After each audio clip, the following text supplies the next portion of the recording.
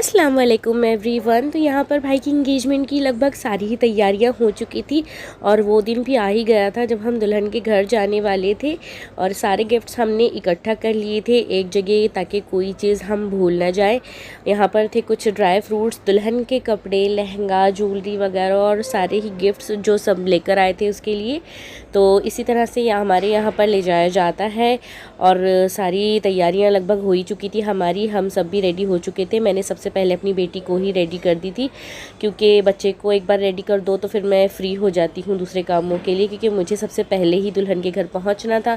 और मेरी बेटी को यहाँ पर बहुत रोना आ रहा था क्योंकि मैं उसके बाल बना रही थी। और यहाँ हम दुल्हन के घर पहुँच भी चुके थे। यहाँ हमारी ब्यूटीफुल सी ब्राइड भी रेडी हो गई थी और ये है कुछ एंगेजमेंट की फ़ोटोज़ जो मैं आपके साथ शेयर कर रही हूँ। ये दिन का हम बहुत टाइम से इंतज़ार कर रहे थे और अल्हम्दुलिल्लाह सारी चीज़ें अच्छे से हो भी गई और काफ़ी अच्छा रहा हमारा प्रोग्राम। और जितनी ही प्रोग्राम की मुझे खुशी थी उससे ज़्यादा दुख मुझे वापस घर जाने का था क्योंकि एंगेजमेंट के अगले ही दिन मैं घर जाने वाली थी। तो यहाँ पर मैं अपने घर में जो फूल खिले थे वो देख रही थी, बहुत ही प्यारे प्यारे से लग रहे थे। और वैसे भी बाहर का टाइम है तो इस टाइम फूल बहुत ज़्यादा आते हैं घर में। और यहाँ पर इसके जो नाना हैं वो इसका टॉय असेंबल करने में लगे थे। और वैसे हमारे पास अब ज़्यादा टाइम तो नहीं था पर फिर भी जितना हो सके ये बच्चे के साथ में अपना टाइम स्पेंड करना चाह रहे थे। तो ये लोग तो अपने एक अलग ही उसमें थे बच्चे को लेकर। पर मेरी यहाँ पर तैयारियाँ शुरू थी क्योंकि मैं अगले ही दिन निकल गई थी इंगेजमेंट के। तो इतनी जल्दी आना भी और बिल्कुल जल्दी से ही फंक्शन होने के बाद ही निकल जाना घर से और इतना लंबा सफ़र करना थोड़ा सा तो मुश्किल होता है। इतने कम टाइम में भी मैं हस्बैंड के साथ थोड़ा बाहर भी चली गई थी, मुझे कुछ चीज़ें भी ख़रीदनी थी और यहाँ की जो स्पेशल जलेबी होती है वो भी मुझे खाना था तो वो हम लाने के लिए चले गए। तो यहाँ पर आप देख सकते हैं ये मेरी इतनी ज़्यादा फेवरेट है, हमेशा से अब्बू मेरे लिए ये लेकर आते थे और अभी भी जलेबी तो मेरी फेवरेट है, चाहे वो ड्राई क्यों ना हो जाए तब भी मैं खाती हूँ। और मैं जब भी आती हूँ तो सबसे पहली जो चीज़ अब्बू लेकर आते हैं मेरे लिए तो वो जलेबी ही है। ये जलेबी देखकर ना मुझे हमेशा मेरी शादी के पहले का टाइम याद आता है। अब्बू हमेशा मेरे लिए ये ज़रूर लेकर आते थे और अब तो खैर भाई बड़े हो गए हैं तो वो लेकर आते हैं, पर फिर भी मेरी बहुत सारी यादें जुड़ी हैं इन सब चीज़ों से। मायके आने के बाद एक अलग ही खुशी मिलती है पर जाने के लिए मुझे बहुत ज़्यादा दुख हो रहा है क्योंकि वापस भी जाना है और इतनी जल्दी मैं ज़्यादा रुकती नहीं हूँ अपने मायके में, पर इतनी जल्दी से टाइम मेरा ख़त्म भी हो गया है, वापस घर भी जाना है तो वो एक अलग ही टेंशन होती है। और जिस दिन मैं घर जाने वाली रहती हूँ ना तो उस दिन से ना मैं खाना खाती हूँ ना कुछ, क्योंकि इतना ज़्यादा टेंशन होता है, मुझे बहुत ज़्यादा दुख होता है कि मैं इतनी जल्दी आई भी और इतनी जल्दी मुझे वापस भी जाना पड़ रहा है। तो यहाँ पर हम वेट कर रहे थे ताकि थोड़ी गर्म जलेबी हमें मिले क्योंकि जब मैं अपने मायके गई थी उस वक्त विंटर्स शुरू थे, अभी तो थोड़ी गर्मी बढ़ गई है पर विंटर्स में जलेबी खाने का एक अलग ही मज़ा रहता है। तो यहाँ पर हम वेट कर रहे थे और ये इतना सेटिस्फाइंग लगता है ना कि मेरा तो मन ही नहीं करता कि यहाँ से हटूँ। मायके आने से पहले मैंने तैयारी तो बहुत की थी कि मैं आपके साथ सारी चीज़ें शेयर करूँगी कि हमने क्या क्या किया, क्या क्या खाया पिया और कैसी हुई हमारी तैयारियाँ, सारी चीज़ें। पर जो घर आके मैं बिज़ी हुई हूँ ना, मैं आपको बता नहीं सकती, मतलब सर खुजाने की फ़ुर्सत नहीं थी मेरे पास में। मैं इतनी ज़्यादा बिज़ी हो गई थी कि मुझे बच्चे का भी पता नहीं था। बच्चा तो खैर उसके नाना नानी ही संभाल रहे थे तो मुझे कुछ इतना वो नहीं था। बहुत सारी जिम्मेदारियाँ मेरे ऊपर आ गई थी कि मेरा भाई मेरा बहुत वेट कर रहा था कि मैं जल्दी से आऊँ तो कुछ चीज़ें फ़ाइनल हो जो कि मेरे लिए रुकी हुई थी। तो उसमें मैं इतनी ज़्यादा बिज़ी हो गई थी कि मुझे पता भी नहीं था कि मेरा फ़ोन कहाँ है, तो शूट करना तो बहुत ही दूर की बात है।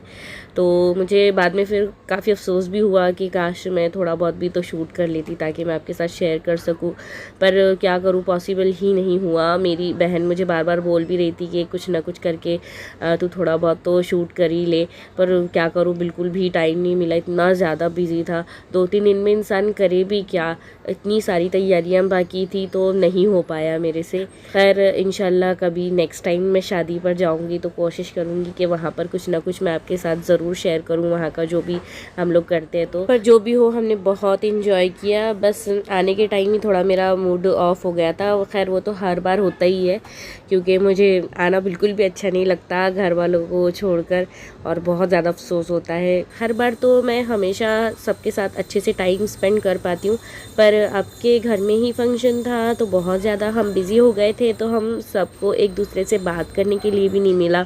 मैं तो अम्मी से ढंग से 2 बातें भी नहीं कर पाई, तो वो भी मुझे बड़ा अफसोस हो रहा था। अम्मी भी बोल रहे थे कि इतनी जल्दी आई और इतनी जल्दी तू चली भी जा रही है, मन में नहीं भरा बच्चे से भी ना तेरे से भी। बोली ठीक है भाई, मैं आ जाऊँगी इंशाल्लाह बाद में, अभी आप इतना अफसोस मत करो। खैर अब क्या कर सकते हैं, माँ बाप को तो अफसोस होता ही है जब बेटी जाती है घर से। तो यहाँ हमारी जलेबी भी हो गई थी रेडी, हमने गर्मा गर्म पैक करवा कर निकले घर की तरफ। मुझे रास्ते में फिर बादाम शेक वाला भी मिल गया था, तो मैंने वहाँ पर भी अपना स्टॉप ले लिया और एंजॉय किया बादाम शेक। यहाँ का बादाम शेक मुझे बहुत ज़्यादा पसंद है। मैंने बहुत जगह का बादाम शेक ट्राई की हूँ, पर यहाँ के जैसा मज़ा नहीं आता। तो बादाम शेक पीने के बाद फिर अब हम घर की तरफ गए और हमारी तैयारियां भी लगभग हो चुकी थी। अब हमें घर के लिए भी निकलना था अपने। तो यहाँ पर हम स्टेशन भी पहुँच चुके थे। इसके पहले की सारी चीज़ें मैं बिल्कुल भी शेयर नहीं कर पाई आपके साथ, क्योंकि मैं बहुत ज़्यादा अफसोस में थी और अम्मी अब्बू को भी बहुत दुख हो रहा था कि मैं वापस जा रही हूँ बच्चे को लेकर। तो वो तो थोड़ा सा इमोशनल टाइम था, तो वो टाइम मैं कुछ कर भी नहीं सकी क्योंकि रो रो के मेरी आंखें सूज गई थी। और ट्रेन भी हमारी काफ़ी ज़्यादा लेट की थी और मेरे भाई तो मुझे छोड़ने के लिए आ ही गए थे। यहाँ पर हम स्टेशन भी पहुँच चुके थे और स्टेशन काफ़ी रात का टाइम था तो काफ़ी सुनसान लग रहा था। लगभग 12 साढ़े 12 की थी हमारी ट्रेन, तो बहुत ज़्यादा सन्नाटा था। इतनी रात में तो भाई मुझे अजीब सा लगता है स्टेशन पर। हम लोगों को छोड़ने के लिए सिर्फ मेरे भाई ही आए थे और अम्मी अब्बू नहीं आते साथ में, क्योंकि उनको हमको छोड़कर वापस घर जाना अच्छा नहीं लगता। तो इसलिए मैं मेरे भाइयों को वो भी ज़बरदस्ती करके लेकर आती हूँ मैं, क्योंकि उनका भी बिल्कुल मन नहीं करता। उनको भी बहुत दुख होता है जब मैं चली जाती हूँ तो। और अभी रात का टाइम था तो खाने पीने का भी हम लोग को टेंशन नहीं था, क्योंकि खा पी कर ही इंसान घर से निकलता है। इतनी रात की ट्रेन होती है तो ये एक फ़ायदा होता है, वरना फिर और खाने पीने के भी तामझाम रहते हैं ट्रेन में, तो बच्चे के साथ थोड़ी सी प्रॉब्लम तो होती है। तो मैंने बच्चे को तो खाना भी खिला दी थी, उसका तो मुझे टेंशन था नहीं और मैंने कुछ खाना खाई नहीं थी, क्योंकि जिस दिन मैं निकलती हूँ घर से उस दिन टेंशन के मारे मेरे से तो खाना ही नहीं खाया जाता। तो अम्मी उस दिन सुबह में ही मुझे पेट भर के खाना खिला देते हैं कि अब तो शाम में तो बिल्कुल खाना खाएंगी नहीं। और यहाँ पर मेरे भाइयों ने भी खाना नहीं खाए थे, तो यहाँ पर कुछ उन्होंने स्नैक्स वगैरह ले लिए थे अपने लिए, क्योंकि हम भी टेंशन में निकल गए थे। फिर थोड़ी देर बैठकर हमने कुछ बातचीत की मेरे भाइयों से और फिर थोड़ी देर में बस ट्रेन आने ही वाली थी। बस अब ज़्यादा कुछ तामझाम तो रहेगा नहीं ट्रेन में, बस अपना सामान अरेंज करके फिर सोना ही है। फिर सुबह में उठेंगे तो हम अपनी डेस्टिनेशन पर पहुंच ही जाएंगे।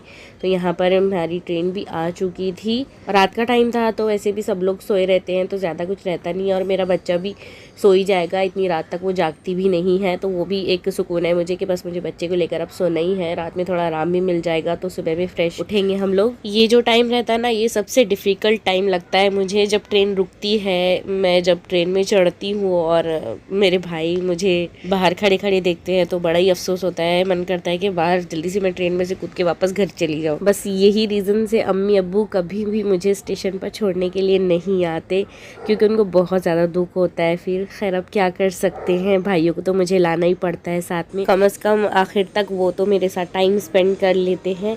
तो यहाँ पर हमारी ट्रेन आ चुकी थी, हम लोग ट्रेन में चढ़ चुके थे। मेरे भाइयों ने सारा सामान वगैरह भी मेरा ऊपर चढ़ा दिया था और सारी चीज़ें जगह पर अरेंज कर दी थी। और फिर वो बाहर खड़े हो गए थे क्योंकि अब ट्रेन भी ज़्यादा टाइम रुकने वाली नहीं थी।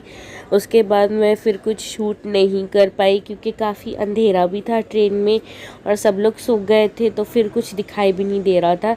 तो फिर हम भी फिर सो ही गए थे। उसके बाद आराम किया हमने भी, भाई भी मेरे चले गए थे, उनको भी घर पहुंचने के लिए 2-2:30 बज गए थे रात के। तो वो भी मुझे एक अलग फ़िक्र थी कि वो खैरियत से पहुँचे कि नहीं पहुँचे, क्योंकि रात का टाइम रहता है तो थोड़ा सा तो फ़िक्र होती ही है। फिर हम सो गए थे, मेरी भी नींद लगभग लगी गई थी क्योंकि मेरे भी सर में बहुत दर्द हो रहा था। सुबह में उठे तो कुछ इस तरह का नज़ारा था, हम हमारे डेस्टिनेशन पर पहुंच चुके थे। इंसान कभी अजीब है, कभी यहाँ कभी वहाँ। पहले तो इंसान नखरे करता है कि उसका यहाँ मन नहीं लग रहा, वहाँ मन नहीं लग रहा, पर जहाँ जाता है वहाँ का ही होके रह जाता है इंसान भी। बस हम भी लगभग पहुँच ही गए थे, 10-15 मिनट का और भी एक्स्ट्रा रास्ता था। बस फिर हो गया हमारा सफ़र ख़त्म, हम अपने काम धंधों से लग जाएंगे। अब जैसे हमारी रेगुलर लाइफ चलती है, तो घर जाने की तैयारियां मैं इतने दिनों से कर रही थी कि मैं आपको क्या ही बताऊं। बहुत दिनों से चल रहा था मेरा प्लान कि घर जाऊंगी, और घर जाकर वापस भी आ गई। मैं ऐसे लगा कि गई ही नहीं थी। इतने कम टाइम के लिए जाना बिल्कुल भी अच्छा नहीं लगता, पर ज़्यादा टाइम के लिए मैं रह भी नहीं सकती मायके में। खैर अब क्या कर सकते हैं, इंशाल्लाह कभी अगली बार गई तो आपके साथ ज़रूर सारी चीज़ें शेयर करूँगी। तो ये था मेरा आज का वीडियो। आई होप आपको पसंद आया हो। पसंद आया तो प्लीज़ लाइक एंड शेयर ज़रूर कीजिएगा और चैनल को भी सब्सक्राइब करें। मिलती हूँ नेक्स्ट वीडियो में। अल्लाह हाफिज़।